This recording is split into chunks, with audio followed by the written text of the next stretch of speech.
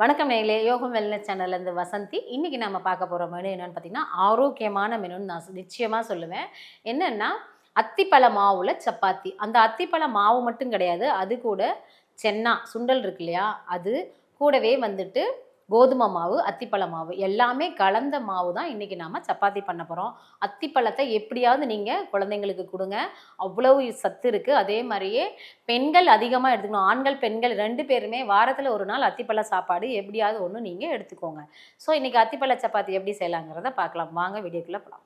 நான் பாருங்கள், கோதுமை மாவு, அத்திப்பழ மாவு, சுண்டல் மாவு 3மே போட்டு பிசைஞ்சிக்கிறேன். தேவையான அளவு உப்பு போட்டு கொஞ்சம் நல்லா சப்பாத்தி பதத்துக்கு பிசைஞ்சிக்கலாம். அவ்வளோதான். மாவு வந்து நல்லா சப்பாத்தி பதத்துக்கு பிசைஞ்சு ஒரு அரை மணி நேரம் ஊற வைக்கலாம். எண்ணெய் வேணும்னா கொஞ்சம் விட்டுக்கலாம், நெய் வேணுனாலும் விட்டுக்கலாம், உங்கள் விருப்பம்.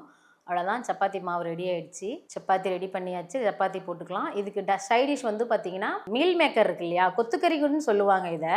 ஸோ நான் மீல் மேக்கரில் கீமா பண்ணியிருக்கேன். நான் வந்து மீல் மேக்கர் பெருசு எடுத்திருக்கேன், அதை சுடுதண்ணியில் போட்டு எடுத்து வச்சுருக்கேன். இந்த மீல் மேக்கரை நல்லா கொஞ்சம் மிக்சியில் கிரைண்ட் பண்ணிக்கோங்க.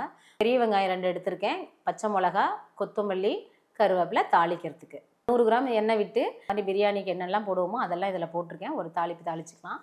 சோம்பு, பட்டை, லவங்கம் போட்டிருக்கேன். அவ்வளோதான். வெங்காயம், பச்சை மிளகா, கருவேப்பிலை எல்லாம் வணங்குது. தக்காளி இருக்கும் இல்லையா, அதை அரைச்சி எடுத்து வச்சுருக்கோம், அதையும் போட்டுக்கலாம். இஞ்சி பூண்டு பேஸ்ட்டு போட்டுட்டு தக்காளி போட்டுக்கலாம். பச்சை வாடை போனதும் அரைச்சி வச்ச தக்காளியை எடுத்து போட்டுக்கலாம். அவ்வளோதான். இப்போ கொஞ்சம் கரம் மசாலா, மிளகாத்தூள், மல்லித்தூள், மஞ்சள் தூள் எல்லாமே சேர்த்து எண்ணெயிலே வணக்குவோம். அது கொஞ்சம் பச்சை வாடை போகிற வரைக்கும் வணக்கிட்டு கொஞ்சமாக தண்ணி விட்டுக்கலாம். அந்த மசாலா மூழ்கிற அளவு தண்ணி இருந்தால் போதும், ரொம்ப வேண்டாம். கொஞ்சம் கொதிக்கட்டும், பச்சை வாடை போகிற வரைக்கும் இருந்தால் போதும். 5 நிமிஷத்தில் எல்லாமே போயிடும். கிரைண்ட் பண்ணி வச்சுருக்கிற மீல் மேக்கரை போடலாம். உப்பு வேணுங்கிற அளவு போட்டுக்கலாம். கொத்தமல்லி தூவி அவ்வளோதான், கீமோ ரெடி ஆகிடுச்சு. நல்லா கிளறி விடுங்க. இன்னும் கொஞ்சம் இது வேகிறதுக்கு சும்மா ஒரே ஒரு 1/4 டம்ளர் தண்ணி விட்டிங்கன்னா போதும். ஃபைனலாக நான் வந்து சீரகமும் மிளகு தூளும் கலந்துருக்கேன், அது கொஞ்சம் போட்டிருக்கேன்.